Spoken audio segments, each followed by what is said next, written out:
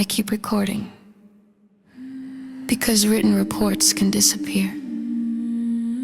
Pages can be removed, names can be crossed out, entire folders can become misfiled when the wrong person asks the right question. A recording is harder to correct after the fact.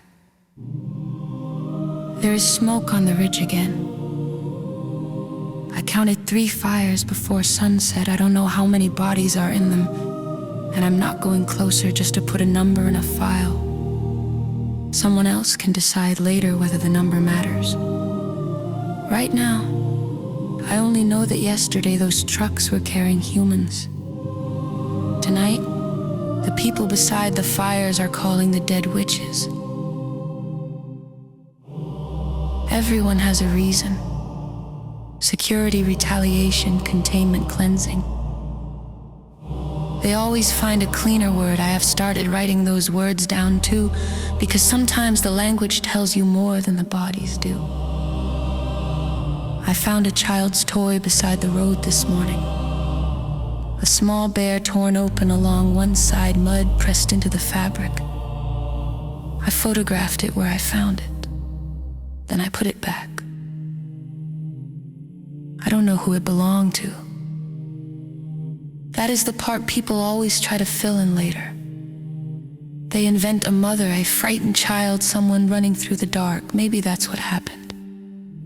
Maybe it isn't. I wasn't there. So the archive will say only what I know. There was a toy. There was blood nearby. There were tracks leading toward the road, nothing more.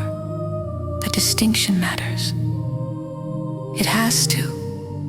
Because once we start turning guesses into memories, we're doing exactly what the people rewriting these records are doing. I've stopped counting the days by date. Now I remember them by what I collected. The church ledger with 6 missing pages, the hospital list where 19 names appear twice, the photograph someone tried to burn but only managed to blacken around the edges. 3 witness statements describing the same shooting, 3 completely different versions of who fired first. That is what an echo is, I suppose. Not a ghost, not a voice from the dead, just something that happened once, leaving enough behind that somebody can still prove it happened. That is why they call me the Archivist of Echoes. I used to hate the name. It made what I do sound mystical. There is nothing mystical about it. People leave evidence. Institutions leave contradictions. Liars leave both. My job is to keep them from disappearing. There are nights when I wish I could believe one side completely. It would make this easier. Good people on one page, monsters on the other. But I have records of humans dragging witches from houses. I have photographs of things done to humans that I still can't look at for very long. I have testimony from people who saved strangers they were supposed to hate, and I have official reports insisting that none of it happened. So I stopped asking which side tells the truth. Now I ask smaller questions. Who wrote this? Who benefits if I believe it? What is missing? Who was alive when this version first appeared? And why did someone decide this particular name had to be erased? The camera doesn't answer any of those questions. That's probably why I trust it. It doesn't decide who deserves sympathy. It doesn't forgive anyone. It doesn't condemn anyone. It just keeps what I point it toward. The responsibility for everything else is mine. There are people who would burn this archive if they found it.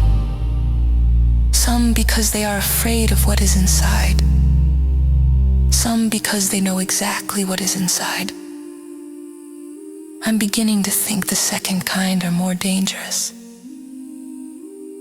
If somebody finds this recording without me, don't turn me into part of the story. Don't call me brave. Don't call me a martyr. Check the dates, check the names, compare the statements, find the pages that were removed and ask who had access to them, and when 2 official versions contradict each other, both. Truth does not always survive as one clean story. Sometimes all you get are fragments. Your job is not to make them beautiful. Your job is to make sure they remain. That's enough for tonight. The fires on the ridge are going out. I'll start with the photographs in the morning.